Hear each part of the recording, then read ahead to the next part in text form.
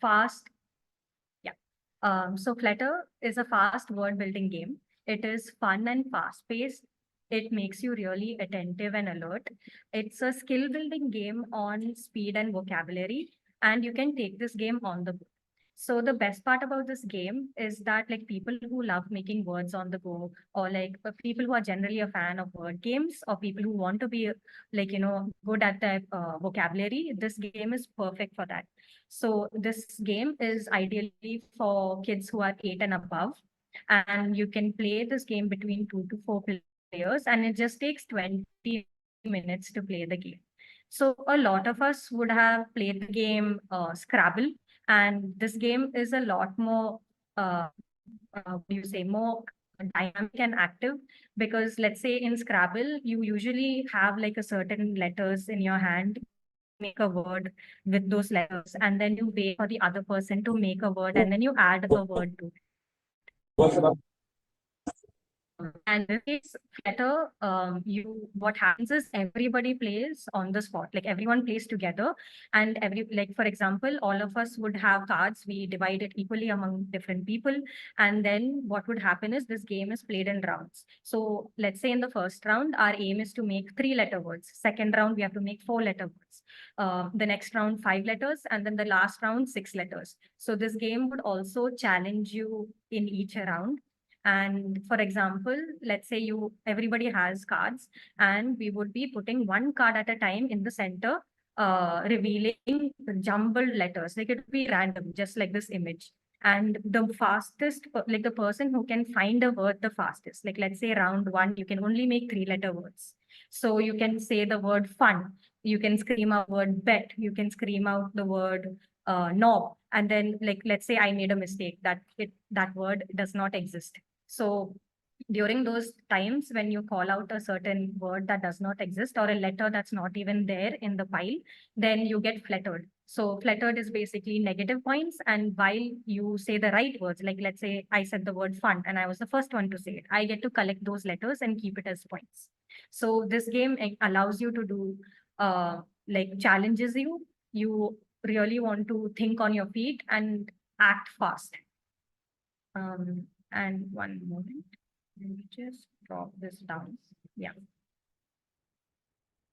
Yeah. So what is like our USP about this game is that key, like I said earlier, this is a fast-paced game.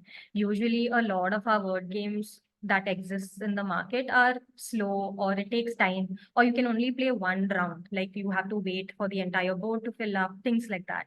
Here you would want to play it over and over again, and also the multiple different rounds that gives you an adaptable challenge. So whether you're like, a child, or whether you're an adult, every round engages you because it gets difficult, a little difficult each time. And why is it different? Because like I mentioned, other games you take turns, but Flutter allows you to play all at once. Everybody is engaged at the same time, and everyone's competing to create words. Sometimes two people would say the same word, no one did. So that kind of interaction and engagement and real-time response is what makes this game super fun. And the rules were really easy. And it's like, even though the rules are simple and it's a fast game, it's very difficult to master, because each time you play with different people or the same people, now they know how you play. And then it makes it really engaging, and you have to come up with new things each time. So similarly, let's say there is a person who comes up and then says, I am not a big fan of words, but I like numbers. So that's where Flutter Crunch comes into place. It's all about crunching numbers. Like that's our key word. So what crunch generally means is like, it's a game that challenges you to a mental math battle. Instead of the letters that you saw earlier in the previous game, this is having only numbers, and each number has certain cookies. So cookies are now the point system that we have, because it's a lot more fun with the theme. And so you have to react fast to collect these cookies, and that like the person who ate the most cookies would be the winner. And you have to use skill and strategy for these quick calculations, and it nurtures learning. And it is a very creative way to practice math, because usually in other like in other examples of math games, it's very educational or learning oriented. Like you'll think that, okay, this is for like my math syllabus in school. But here, anybody, whatever age, like starting from 8 and above, would be able to play this game and have fun with maths. And it's a hands-on, enjoyable gameplay. And it's also for like 8-year-olds and above. It's also like it's dynamic between 2 to 4 players, and it also takes a very short time to play, which is under 20 minutes. So similarly, the gameplay is very similar to how Flutter is played. Everybody comes on track putting numbers down, and you would see that certain numbers have more points, some numbers have a single point, and you have to scream out equations. Like right in this scenario, you could see that all these cards were scattered. Somebody screams 6 plus 4 is 10. So then they could collect those cards, which means they collected 4 cookies. And sometimes when you have this possibility of getting these monster cards, which are those blue cards that you see on the side. So it gives you a challenge. These monster cards are challenging you that if you can use 4 cards in your equation, you'll get 5 extra points. Sometimes there are these bigger monsters and they would say use 6 cards. So you have to now like pause for a moment, see what equation could match, and then based on your answer, you would get the extra points. And sometimes if you make a mistake, then you have to give away your cookies because you lost those points. So that's how this game plays. Now, the best part, the USP about this game is also the fact that you need quick reflexes, you need a good reaction time, and everybody's playing in real time. So it adds to that competitiveness. Everyone's screaming and shouting, and it adds to the fun. And it also gives you that repeatable, you can play it over and over again because of the fact that every time you put down a card, the numbers would be different each time. Like the combinations that you make could be different. And it need not just be about addition. It could be subtraction, division, multiplication, anything. As long as it's correct, you would be able to collect points based on that. And it's also different because, like I mentioned, other math games are too educational and learning oriented.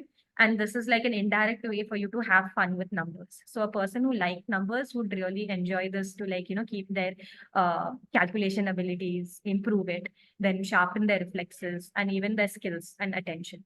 And similarly, the rules are simple, just like Flutter, and it gets difficult to master because you can add more challenges accordingly. So now the other game we have is called Flutter Fuse. And let's say those people who are very skilled in word games, or people who played a lot of games would be like, I really like word games, but everything feels the same. I need a challenge. So now we have Flutter Fuse, which is like a one step up to Flutter, and it gives you an added more challenge because it's about fusing words. So let's say the keyword fuse, and you can remember that now earlier in Flutter, you had only single letter cards. In this scenario, you have like single letter, double letter, triple letter cards, and you can only make words that are 5 word letters and above. So now you can't have that simplicity, or it's not easy anymore where you have to make words like, fun or bet or things like that. You have to make words much bigger, like bling or hats. And then if you accidentally say a 4 letter word, then you made a mistake and you get flagged as negative points. So fuse is mainly like the fusion of like single, double, triple letter words into making those cards into words. Then there is an urgency because everyone will be shouting, everybody wants those cards. So you need to race against the opponents for those points. And you can smartly use bomb cards for extra points, and it enhances vocabulary and cognitive skills. So this also, Flutter Fuse enables you to play with more people. So it's, instead of it being 2 to 4 like Flutter, this game allows you to play with 2 to 6 people, and the play time is just the same. So you can play it fast and you can play it again and again for the same age group of 8 and above. So here in this scenario, like for example, the difference in this game is the bomb cards, right? So as you're putting cards down, you're making 5-letter words, and all of a sudden you might get a bomb card. So here you could see that the bombs have different numbers. So let's say the bomb with the 5 number comes into the center. So now whoever says a 5-letter word, they get to diffuse the bomb and get extra points for that. So that adds an extra challenge. Like while you're searching for other words, if you can make a 5-letter word, 6-letter word, 7 or an 8, when a bomb comes, it gives you even more chances of winning because you've diffused it and you get extra points. And similarly, like in Flutter, if you make a mistake, you get those flattered cards. And the USP of this game is that the entire fusing mechanic is what sets it apart. Like double letter, single letter, triple letter, all these coming together to form a big word is different from other word games. Usually it's always just one letter at a time. And the integration of that bomb card, that adding that extra challenge, like, adds to that unpredictability. Because let's say if I was like having lower points than you, and suddenly that bomb comes and I diffuse it, I get that sudden advantage, and it adds to that strategy and thinking.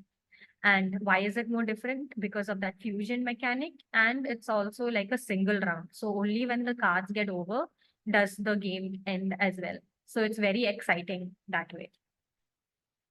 Our other game is called Flutter Dash. So a lot of us would have played team games where, for example, like Dam Charade or guessing games where like the entire set of people are divided into two teams. So it's more mainly like everyone's playing together. But here we wanted to add a challenge where, let's say, you play together, but there's only one winner. So Dash is allows you to play in a way that you're both cooperative and competitive, and it's about fill in the blanks. So I'll give an example. Like for example, what we do is in this game, the game is very dynamic. It gives you the chance of making 3-letter words, 4-letter words, 5 and 6, and so it adds to your challenges. Like in the first round, it might be easier to make words, and then it gets more and more difficult. Second, it gives you an adrenaline rush because you have to write all the words that you can think of in under 60 seconds, or like even you can challenge yourself to make it 30 seconds. So there are like two versions, and you have to kind of strategically race against the person. So earlier I said you play as a team, but there's one winner. How is that possible? So what would happen is the words that we take, we have a card. For example, there is a card with T dash dash. And I'm the person who has to write all the words I can think of in 60 seconds. I write 5 words that I can think of. Like, let's say the words are here: talk, to, try, tag, tax. I write all those words, and the person next to me will be my teammate. And then I have to try to give them clues for them to guess the word. And then the other person who's not my teammate would start interrupting. If they guess the word, I won't get points. But if my teammate gets the words, I get the point. So there's a challenge constantly happening, and it happens in rounds. So where initially in the first round, if I was the one who wrote the words, the next turn, the other person would be the person who writes the words, and I'll be the one blocking it. So it keeps going in circles, and whoever is able to collect the most amount of points that way would be the winner of the game. And these are some of the examples in the cards where each card set is in different colors and it increases the number of letters. So you can imagine how many possibilities of words that you can make. And the challenge would be that you have to now act it out or like communicate or give clues to the other person just for you to get the points. So that's how this game works. And the player with the most points would win the game. And what's unique about this game is, like I said, it has a very fun take to the normal fill in the blanks game where people play in teams, but here there's one winner. It's a mix of cooperation and competition. So even at the end of the day, you're learning both skills to be competitive and at the same time knowing how to work with the team. And it's different because it's adding that education and fun together in a very balanced way. And you're interacting with people uh, as you go, and it keeps changing each time you play. And it's innovative because now it makes these turn-based games, like I mentioned, all these word games are like turn taking. But here, everybody is still active while you're taking turns to be that main active player when writing down the words. So it builds teamwork, it sparks quick and creative thinking, and that's what makes this game fun. We have another game that's called Flutter Quick Draw. So like our normal team games where we draw a word, we get a word, a secret word, and then we tend to draw it out for the teammates to guess. Here also we have a twist.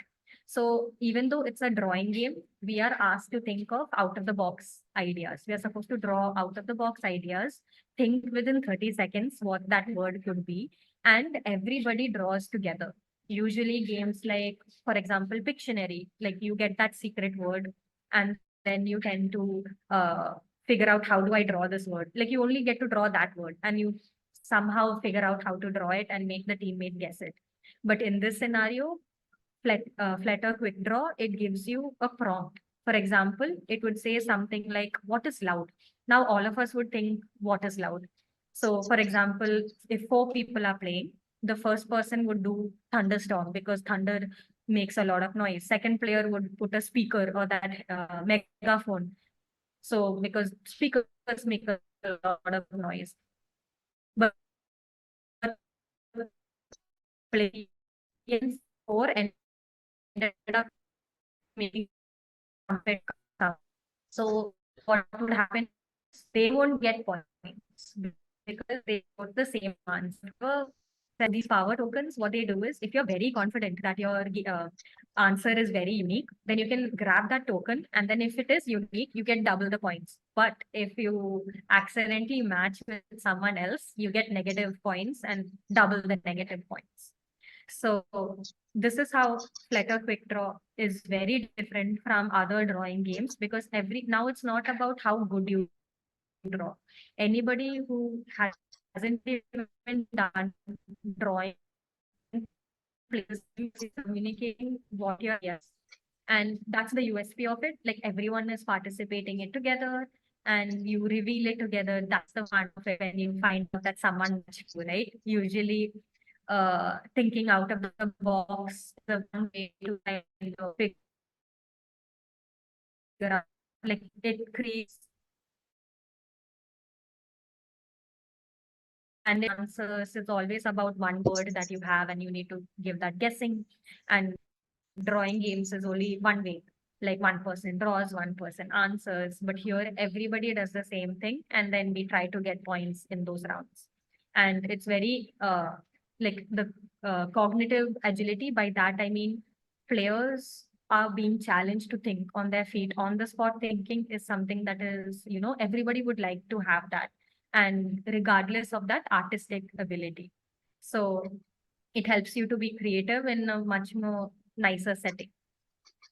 And this game is also for 8-year-olds and a big group can play it. Like it's for 3 to 8 players and it just takes 15 minutes to play. That's how fast the game is. Then so that was the end of our Flutter series. And we have this game called Cricket. So now let's say there's a lot of cricket fans out there. And if you like odd or even to play inside the house, this game is the game to play and it will beat odd or even. I can guarantee you that. It's a hit game. So it's head-to-head action where there is interactive gameplay, which is the batsman versus the bowler. And then there is also tactical strategy. You have to plan your moves in advance, read what the opponent might try to do, and then make immediate decisions and secure runs and win the game. So this game is perfect for like 7 and above. It's only for 2 players, this game, however, and it is a short game that lasts for 10 minutes only. So now who said that cricket can't be played inside the house? So how do you play this game? So there are 2 kinds of cards. One is the batting deck for the batsman, and there is a bowling deck for the bowler. And then we have like this third umpire appeal for the batsman with one out card and one not out card. So like in cricket, we play in different overs, right? So you can play in 3 overs in total.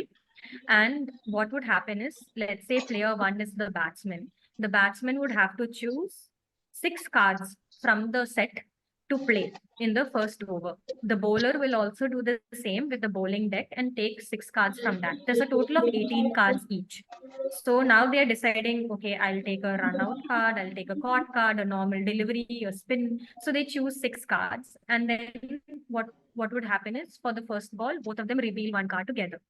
So for example, let's say player one being the batsman places a 4, player two ends up playing a caught card. But we have to see on the side, you can notice that if the batsman played 1, 2, or 4, they are safe because it's green. But if the player had played 3 or 6, then they would have been out. So there are these, dynamic challenges that happens, and sometimes it's luck based, sometimes it's strategy, because you know that there's only limited set of cards. So the chances of it being an out, chances of it being a 6 or a 4, like you have to take your risks and end up playing. And each the batsman would end up having only 3 wickets. And what would happen is, in case you don't want to lose your wicket when you get out, you can call for a third umpire. And you can only do that once in the whole game, where you take the out and the not out cards, you shuffle it, and then the other person picks it. So whatever the answer is, that would be the deciding. So you can also save your wickets. And what would happen is, the person with the most runs at the end of 3 overs or end of 3 wickets would be the winner.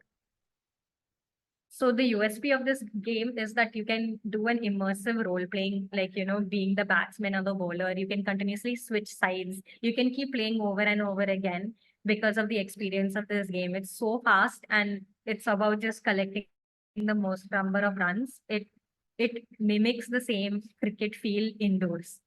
And it also encourages sportsmanship, because it promotes like social interaction, friendly competition, which is the whole feel of cricket. And it gives you awesome memories and moments of all skill levels, like people of all skill levels and age. Everyone would love to play this game because it's that simple to learn. And why is it different? Because there's no other cricket game like this. Usually a lot of board games, card games tend to try to mimic cricket, but it's a little more serious. But here, that order even feel, like, why do we play order even when we were kids? Because it was so fun and easy and like unpredictable. Similarly, this feeling is what we are trying to bring into our game. It's nostalgic.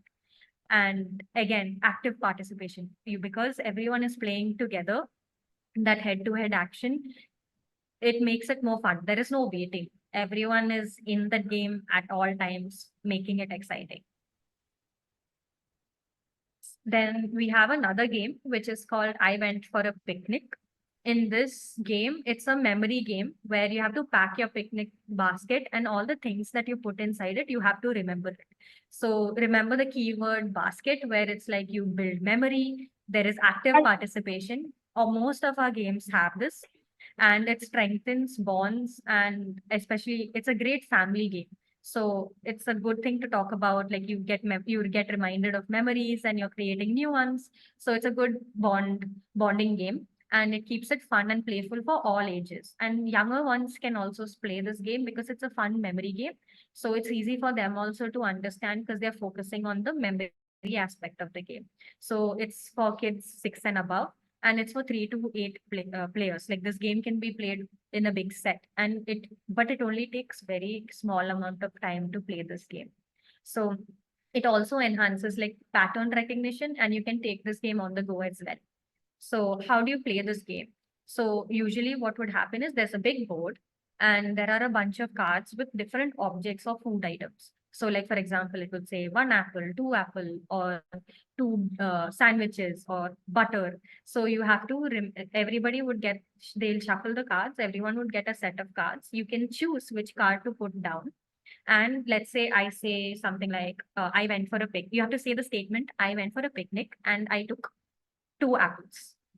Now, the next person who plays would have to remember what I put in the basket and put a new card. So they might say, I went for a picnic and I took 2 apples and 2 sticks of butter. The next person would have to remember all of the words that we said, all of the items we put in, and add a new one. So it keeps going, and we have to try to remember all of them.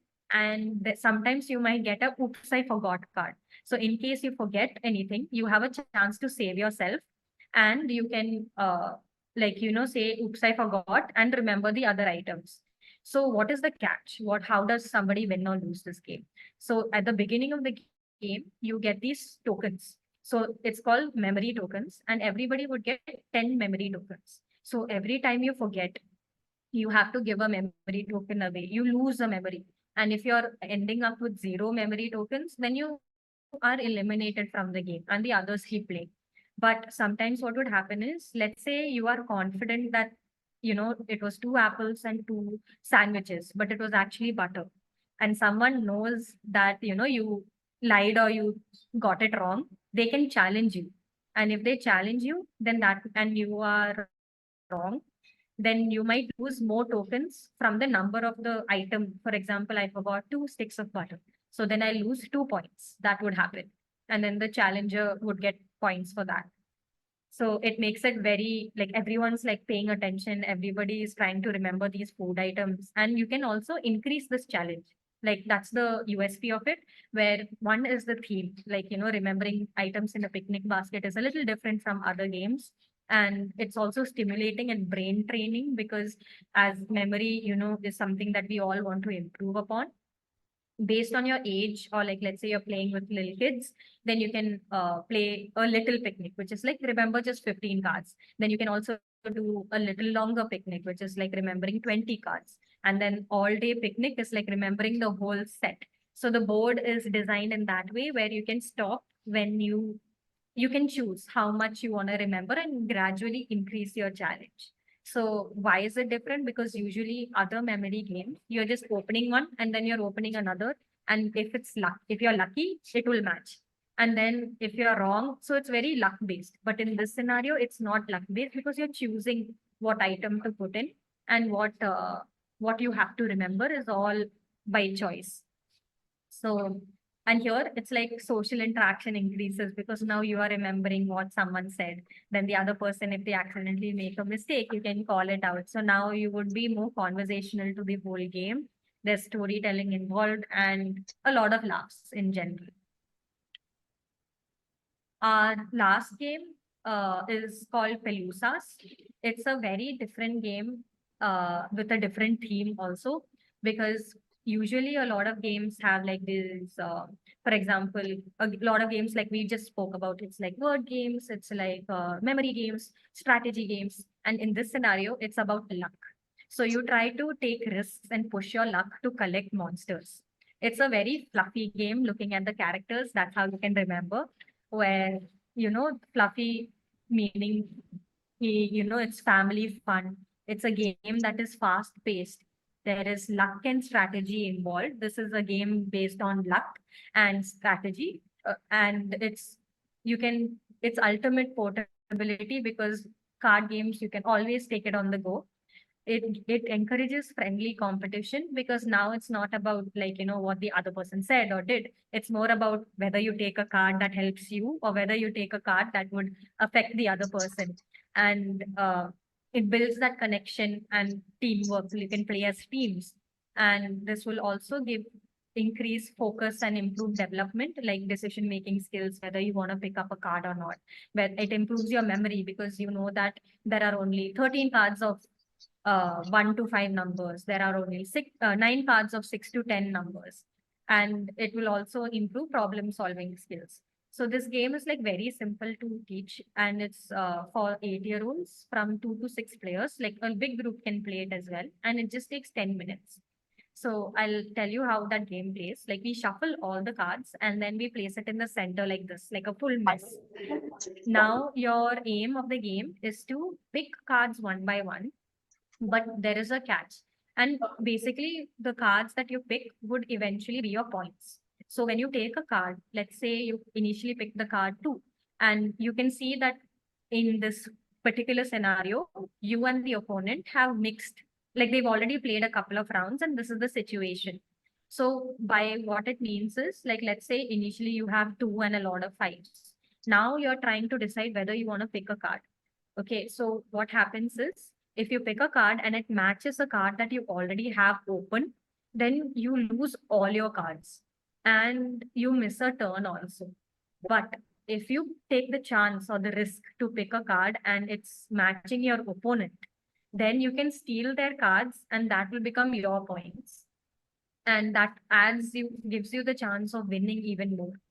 And you have a third option, which is like, for example, let's say you don't want to pick a card. You don't want to take the risk of losing cards or stealing cards because what are the chances? It's luck, right? So what would happen is you can, in your round, instead of taking cards, you can decide, ki, I will save my cards in a side. So now those cards, no matter what happens, will be your permanent points. So the game ends when all these cards gets over and the person with the most points would end up winning the game. So that's how it is. If it matches you, then you lose everything. If it matches opponent, you can steal everything, like steal the same number. And in between, you can play it safe by just saving your points. That's how it works. And what's the USP of this game? It's that push your luck mechanic, that the risk. Like a lot of people don't want something that has like a lot of rules. It's just lucky, right? Just fun time pass. So this game allows you to just enjoy that. It has a cute theme of collecting these lint monsters, like these dust monsters, and you need to avoid losing them because sometimes you gain a lot and then suddenly it just all disappears because you forgot to save it. So the fun of just something as simple as that would also is enjoyable for a lot of kids and even families because like the characters are cute. Then it's easy to match and realize, right, that someone else has a number, I can steal from them, or oh no, it matches mine, I lose everything. Very simple. And why is it different? Because it's a luck and strategy game like this. Usually other games don't really focus on this luck aspect much, other than like our old games like Ludo or Snake and Ladder. But this has like a cute theme and fast paced games. So it allows you to keep playing this game, like the repeatability of playing this and entertaining people. And it's very family friendly because the rules are so simple that it's good for young kids to start playing and understanding what this matching is all about. And yes, that's it. Thank you.